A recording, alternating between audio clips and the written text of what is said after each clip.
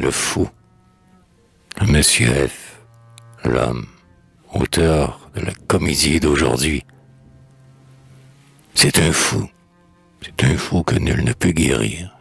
Tout enfant, il passait de longs jours à courir dans les prés, dans les bois, au bord des précipices.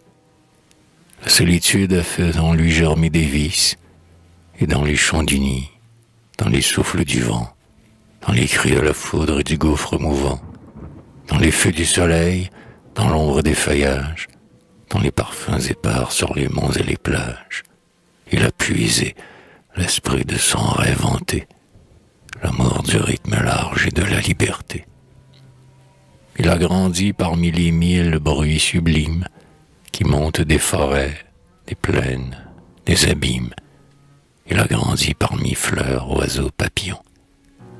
Et, lui versant à flot ses senteurs, ses rayons, allumant des éclairs dans son âme inquiète, la nature, un matin, en a fait un poète.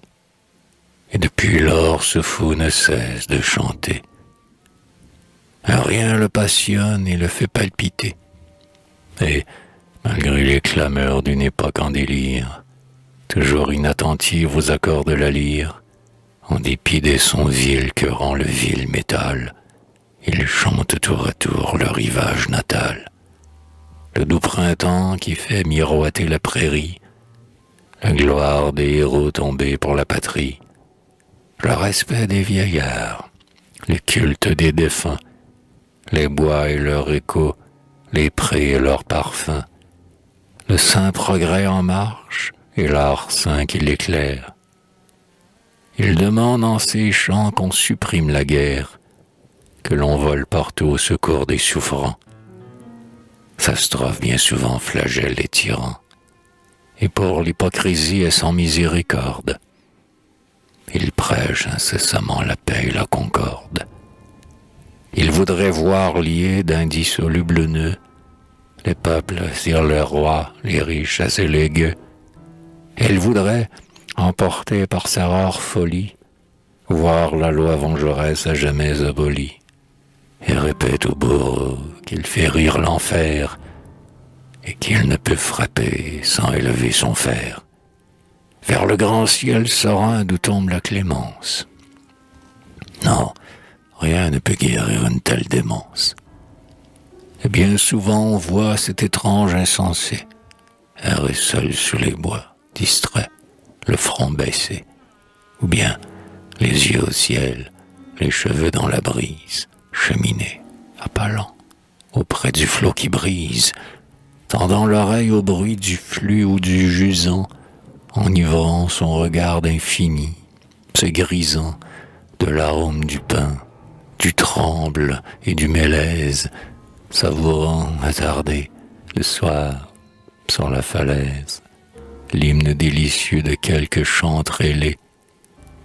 Il semble par moments du sol s'être envolé, comme l'aigle l'éclair il est dans les nuages. Redescendu sur terre, écartant les feuillages qui cachent au regard le lit des trépassés, il va rêver autour des tombeaux délaissés. Fuyant l'éclat des cours et des apothéoses, il cherche au bois des nids, il cueille au champ des roses. Dans l'air, il suit des yeux le vol des papillons. Il regarde ondoyer les blés sur les sillons.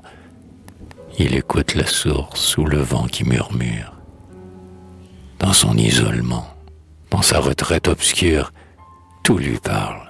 Tout parle à son esprit pensif. Le nuage, le pré, le gouffre, le récif, l'onde baisant la rive, et l'airain sonnant l'heure. Pour lui, le glas qui teinte est une voix qui pleure. Pour lui, les chœurs défunts exhalent des sanglots, dans les bruits éplorés des brises et des flots. Pour lui parle entre eux le peuplier et l'orme. Pour lui, le firmament est un saphir énorme, nous cachant les jardins éblouissants du ciel. Partout brille le doigt de l'être universel. Dieu parle dans la foudre et sourit dans l'aurore. Pour lui, les yeux éteints nous regardent encore. La mort n'est pas la mort. Rien ne saurait mourir. C'est un fou que nul ne peut guérir. Il dédaigne l'argent dont le bonheur s'achète. Au lieu d'être un puissant, il veut rester poète et n'échangerait pas l'or qui brille en ses vers contre les millions semés dans l'univers. Aucun appât ne peut influencer sa lyre. Il fait ce qu'il veut faire et dit ce qu'il veut dire. L'a-t-on vu bien souvent en quête d'un appui? Il ne tente jamais de copier le gui qui, léchant le vieux tronc du chêne qui l'abrite, se gonfle de sa sève et n'est qu'un parasite. L'hosanna que paieraient si cher les parvenus, il le donne gratis aux vaillants méconnus. Rien ne lui plaît autant que de briser un masque. Aucune palme d'or n'étincelle à sa basque. Que pourrait bien valoir pareille dignité au poète aspirant à l'immortalité? Il n'est d'aucun cénacle où le vil encens brûle. Il monte un fier cheval qui jamais ne recule, qui galope tout droit, sans peur de s'écloper. Son mépris du flatteur, qu'il voit partout ramper, n'a d'égal en son cœur farouche mais sincère que la haine qu'il garde aux lâches plagiaires. Et son amour de l'art et de la vérité est tenace et superbe autant que sa fierté.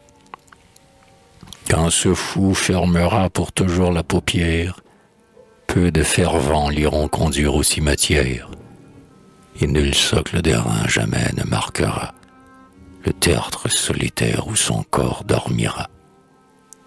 Il le sait, et le barde aisément s'en console, en songeant qu'à son front doit luire une auréole dont nul souffle jaloux ne ternit le rayon, que son œuvre vivra toujours, que le sillon de l'esprit ne peut être une trace éphémère, que depuis 3000 ans les poèmes d'Homère, roulés dans le linceul de la nuit sans réveil, ont gardé la jeunesse et l'éclat du soleil.